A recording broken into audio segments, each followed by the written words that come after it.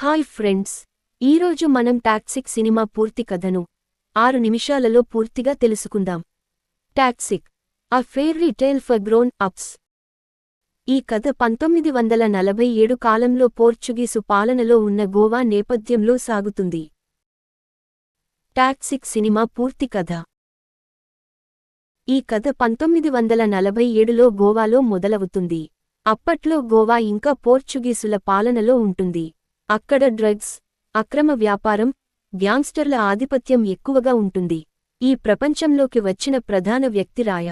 ఈ రాయ పాత్రలో హీరో యాష్ నటించారు. రాయ చిన్నప్పటి నుంచే చాలా కష్టాలు చూస్తూ పెరుగుతాడు. అతనికి తన అక్క గంగా అంటే చాలా ప్రేమ. గంగా పాత్రను నయనతార పోషించింది. ఇద్దరూ కలిసి తమ జీవితాన్ని మార్చుకోవాలని, గోవాలో తమకంటూ ఒక పెద్ద సామ్రాజ్యాన్ని నిర్మించుకోవాలని అనుకుంటారు. తర్వాత రాయ గ్యాంగ్స్టర్గా ఎదగడం.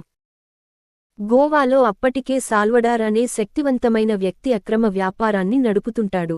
రాయ అతని గ్యాంగ్లో చేరి నెమ్మదిగా తన శక్తిని పెంచుకుంటాడు.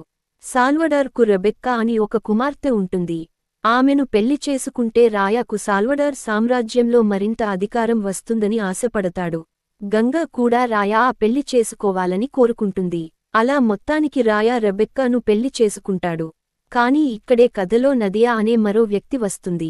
ఈ నదియా పాత్రను కియారా అద్వానీ పోషించింది. రాయ అనుకోకుండా నదియాను ప్రేమిస్తాడు. దీంతో రాయ ఒకవైపు అధికారం కోసం రెబెక్కాతో ఉంటూనే మరోవైపు ప్రేమ కోసం నదియాతో తిరుగుతుంటాడు. మరోపక్క సాల్వడార్తో ఘర్షణ మొదలవుతుంది.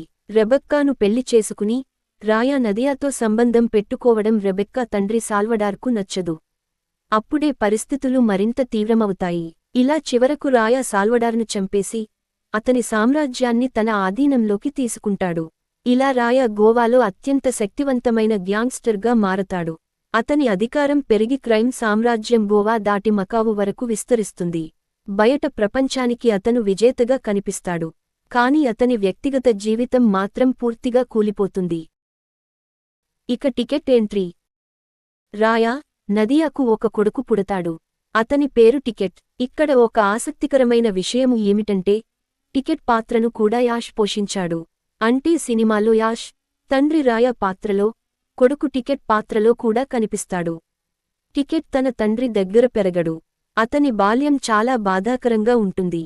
తన తండ్రి రాయ గ్యాంగ్ స్టార్గా చేస్తున్న క్రైమ్లు కొడుకు టికెట్కు నచ్చవు. కాని తన తండ్రి రాయ మాత్రం తన కొడుకు టికెట్ను తన క్రైమ్ వరల్డ్కు తన తరువాతి వారసుడిగా చూడాలనుకుంటాడు. తండ్రి కొడుకుల మధ్య వైరం మొదలవుతుంది. ఇలా తండ్రిపై ద్వేషం పెంచుకుంటూ టికెట్ పెద్దవాడవుతాడు. ఇలా పెద్దవాడైన తర్వాత టికెట్ తన తండ్రి రాయ జీవితంలోకి తిరిగి వస్తాడు. ఇప్పుడు అతని లక్ష్యం ఒక్కటే, తన తండ్రి నిర్మించిన క్రైమ్ సామ్రాజ్యాన్ని పూర్తిగా నాశనం చేయడం. ఇలా తండ్రి, కొడుకుల మధ్య యుద్ధం మొదలవుతుంది. టికెట్ రాయాను నేరుగా ఎదుర్కోవడం మొదలుపెడతాడు. రాయ తన సామ్రాజ్యాన్ని కాపాడుకోవడానికి టికెట్ను అడ్డుకోవాలని ప్రయత్నిస్తాడు. టికెట్ తన తండ్రిపై ఉన్న కోపంతో రాయకు సంబంధించిన వాళ్లను కూడా టార్గెట్ చేస్తాడు.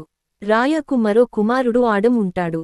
టికెట్ ఆడంను కిడ్నాప్ చేసి తన చిన్ననాటి బాధకు ప్రతీకారం తీర్చుకోవాలని ప్రయత్నిస్తాడు.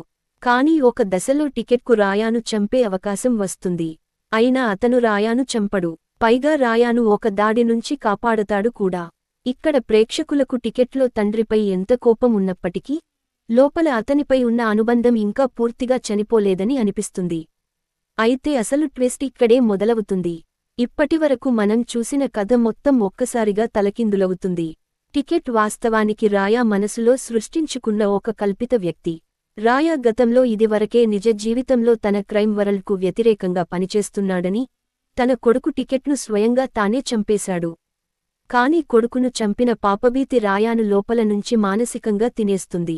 అతను ఆ నిజాన్ని అంగీకరించలేక తన మనసులో తన కొడుకు టికెట్ ఇంకా బతికున్నట్లుగానే సృష్టించుకొని మళ్లీ తన ముందుకు వచ్చినట్లు, తనతో ముందులాగే యుద్ధం చేస్తున్నట్లు ఊహించుకుంటాడు. అంటే మనం సినిమా అంతా చూసిన రాయ వర్సెస్ టికెట్ పోరాటంలో చాలా భాగం నిజమైన తండ్రి కొడుకుల పోరాటం కాదు. అది రాయ తన మనసులోని పాపభీతి, కోపం, బాధ, గతంతో చేస్తున్న పోరాటం. ఇదే సమయంలో అతని అక్క గంగా, అతని ప్రేమించిన నదియా మరణాలు రాయాను మరింత మానసికంగా కుంగదీస్తాయి. ఇలా రాయ తనకు అత్యంత దగ్గరైన వ్యక్తులను కోల్పోతాడు. అతని చుట్టూ ఉన్నవాళ్లు కూడా రాయ మానసిక స్థితి క్రమంగా దిగజారుతోందని గమనిస్తారు. క్లైమాక్స్. చివర్లో రాయ తన జీవితంలో జరిగిన విషయాలను, తాను చేసిన తప్పులను ఎదుర్కోవాల్సి వస్తుంది. అతని మనసులో సృష్టించుకున్న తన కొడుకు టికెట్ మళ్లీ అతని ముందు కనిపిస్తాడు. ఈ సమయంలో మంచు కొండ చర్య విరిగి రాయ వైపు వస్తుంటుంది.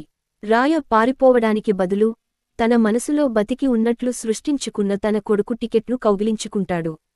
అది కేవలం కొడుకును కౌగిలించుకోవడం కాదు, తన గతాన్ని, తాను చేసిన తప్పును, తన పాపభీతిని జీవితం చివరిలో అంగీకరించడం అనే ప్రతీక. అక్కడే సినిమా ముగుస్తుంది.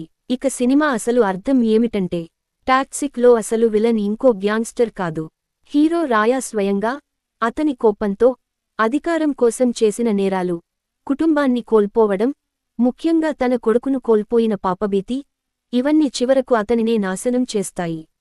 అందుకే టాక్సిక్ అనే పేరు రాయ వ్యక్తిత్వానికి, అతని జీవితాన్ని నెమ్మదిగా విషంలా నాశనం చేసిన కోపం, పాపభీతికి ప్రతీకగా చూడవచ్చు.